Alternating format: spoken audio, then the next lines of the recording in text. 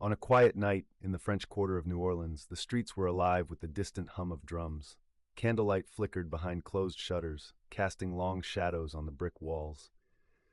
Inside a small, hidden room, a circle had been drawn, chalk lines etched with care, adorned with offerings of rum, sugar, and tobacco. The practitioner, an old woman known only as Mama Celeste, whispered prayers to the spirits. The air grew heavy, almost suffocating. The candles flickered wildly, as if reacting to an unseen presence. Suddenly, something went wrong. A shadow, taller than any human, moved against the candlelight. Whispers that weren't hers echoed in the room, repeating words she hadn't spoken. Her hands trembled. The offerings overturned themselves, spilling across the floor. Neighbors later reported hearing screams that pierced the quiet of the quarter, screams that faded into an unnatural silence. When authorities and locals arrived, the room was empty, save for the scorched chalk lines and a lingering sense of dread. Some say Mama Celeste had angered Aloha, a powerful spirit of voodoo, and paid the price. Others insist it was a warning that meddling with forces you don't understand can have consequences far beyond what you can imagine. Welcome to Beyond Myth, where the line between truth and legend fades into darkness. Let us journey deep into the heart of New Orleans, a city where spirits walk beside the living, and the past is never truly gone. This isn't just folklore. It's been researched, recorded, and whispered for centuries. I'm not here to make you a believer. I'm here to open your eyes. So light your candle, listen close, and step into the shadows with me, because this is Voodoo. Shadows of New Orleans. Voodoo did not begin in New Orleans. Its roots stretched deep into the forests and villages of West Africa, where communities worshiped powerful spirits called Loa, honoring ancestors and seeking guidance for everything from crops to protection against enemies. When the transatlantic slave trade brought millions of Africans to the Americas, these sacred traditions traveled with them. Stripped of their homes and families, enslaved Africans clung to their beliefs, blending them with the religions imposed upon them. In Haiti, this fusion became known as Vodou, a system of spirits, rituals, and sacred knowledge. By the late 18th century, some of these practices arrived in New Orleans, a city already a melting pot of French, Spanish, and Creole culture. In the dark alleyways and hidden corners of the quarter, African spiritual practices merged with Catholic symbolism. Saints became Loa, crosses became ritual markers, candles, rum, and offerings marked the way for spirits to move among the living. Voodoo in New Orleans was both a spiritual refuge and a form of resistance. For the enslaved and oppressed, it was a way to reclaim power over their lives, to communicate with ancestors, and some would say to protect themselves from enemies, both seen and unseen. But power comes with consequences. The city whispered tales of curses, possessions, and inexplicable events, warning all who dared to tamper with forces beyond comprehension. And in these shadowed streets, the line between legend and reality began to blur. Among the shadows of New Orleans, one name stands taller than all others: Marie Laveau. Known as the Voodoo Queen, she was a woman of extraordinary presence, rumored to possess powers that could heal, curse, or even raise the dead. Born in the late 18th century, Marie was said to combine her African heritage with the knowledge of Catholic rituals, creating a system of magic and influence that few dared to challenge. People traveled from far and wide to seek her guidance, for protection, for love, or for vengeance. Stories of her abilities abound. Some say she could summon spirits to do her bidding, sending them to aid the sick or punish the wicked. Others whisper of her ability to manipulate luck, bending events in ways that seemed impossible to ordinary men. But it was not only Marie. A select circle of priestesses and practitioners worked alongside her, guarding the secrets of the rituals, the chants, and the offerings that could call forth the Loa. These women were feared, respected, and often misunderstood, their powers walking the fine line between life and death.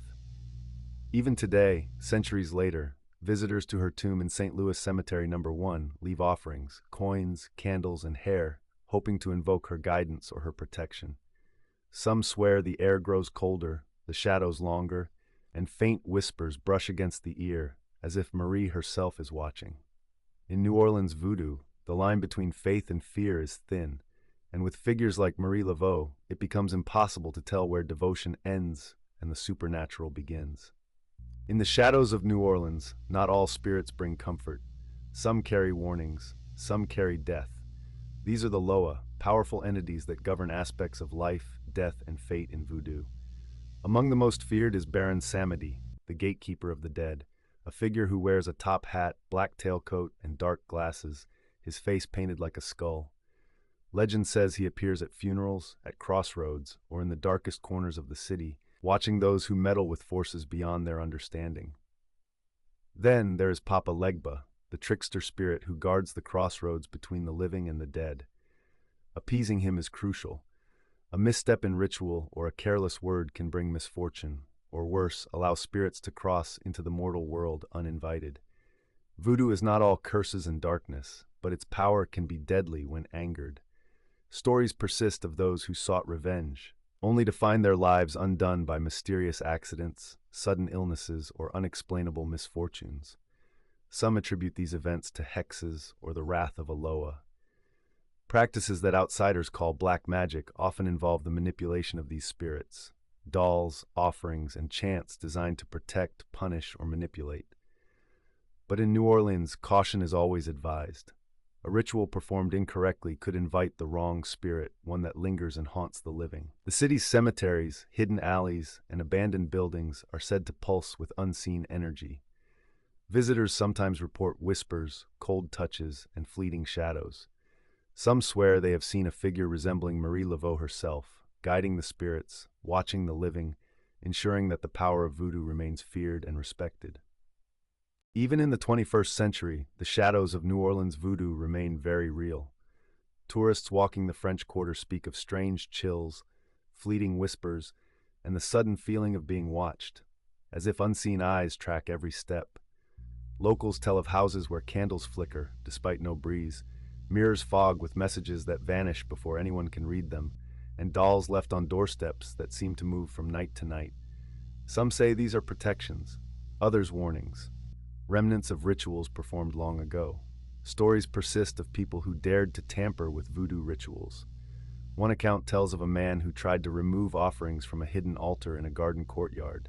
Within days, he reported vivid nightmares, shadows moving in his room, and an unshakable feeling of being followed.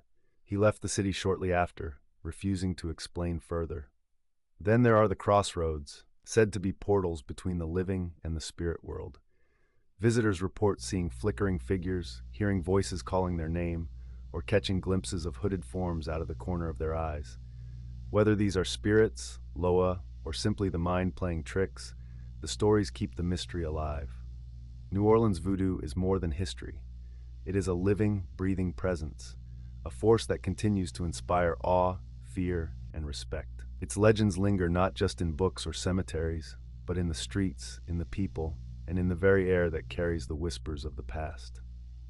They say power can be stitched together, one pin at a time, the most feared symbols of magic, the voodoo doll.